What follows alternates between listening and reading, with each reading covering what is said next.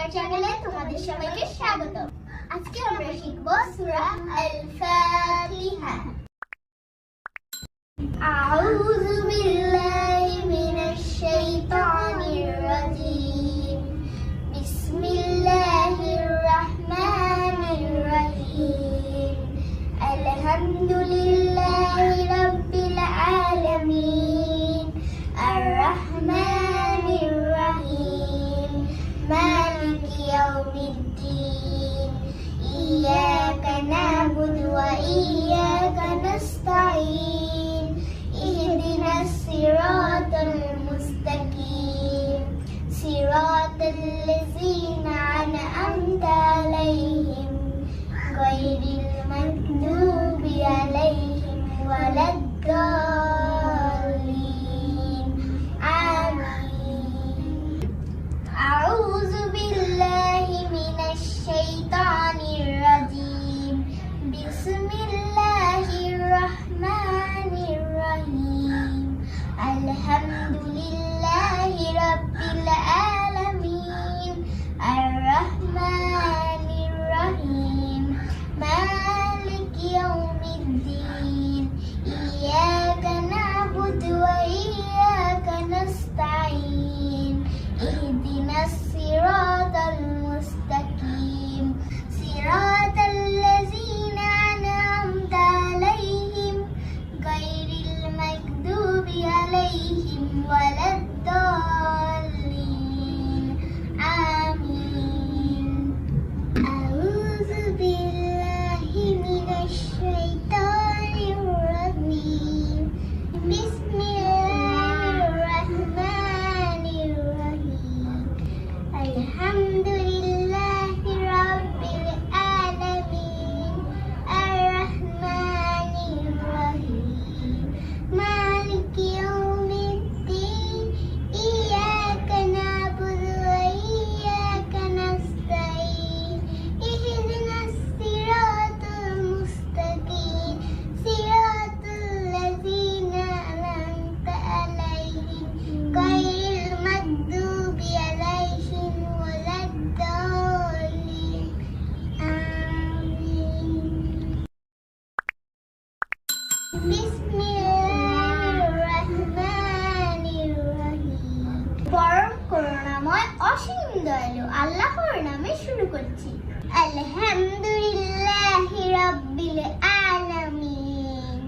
সকল প্রশংসা সমগ্র বিশ্বের প্রতিপালক আল্লাহরই। আর-রাহমানির রহিম। যিনি দয়াময় পরম দয়ালু। মালিকি ইয়াউমিদ্দিন। বিচার দিনের মালিক। ইয়্যাকা না'বুদু ওয়া ইয়্যাকা নাস্তাঈন। আমরা তোমারই ইবাদত করি এবং তোমারই সাহায্য চাই। ইহদিনাস সিরাতাল মুস্তাকিম। আমাদেরকে সরল পথ প্রদর্শন করো। সিরাতাল লাযীনা আন'আমতা আলাইহিম। তাদেরই পথে যাদের তুমি অনুগ্রহ করেছো। গায়রিল মাগদুবি আলাইহিম ওয়ালাদ-দাল্লিন। আমিন। তাদের পথে না যারা অভিশপ্ত ও পথভ্রষ্ট। কুরআনুল কারীমে 114টি সূরার মধ্যে প্রথম সূরাটি হলো সূরাতুল ফাতিহা। ফাতিহা শব্দের অর্থ হলো শুরু, আরম্ভ, উদ্বোধন ইত্যাদি। সূরা ফাতিহার প্রত্যেকটি বাক্য ও শব্দ উচ্চারণ করা সহজ। যে কেউ ইচ্ছা করলে সূরা ফাতিহা সহজে মুখস্থ করতে পারে। কোরআনে ইরশাদ করা হয়েছে, আমি আপনাকে দান করেছি পুনঃ পুনঃ আবৃত্তির 7টি আয়াত। সূরা ফাতিহার ফজিলতের কথা বর্ণনা করে শেষ করা যাবে না।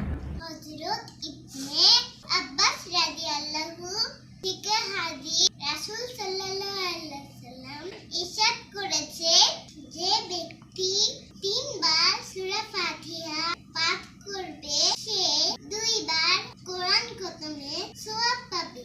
রাসূলুল্লাহ সাল্লাল্লাহু আলাইহি ওয়াসাল্লাম সূরা ফাতিহাকে উম্মুল কুরআন বলেছেন এবং সূরা শিফা তথা আরোগ্যের সূরা বলেছেন।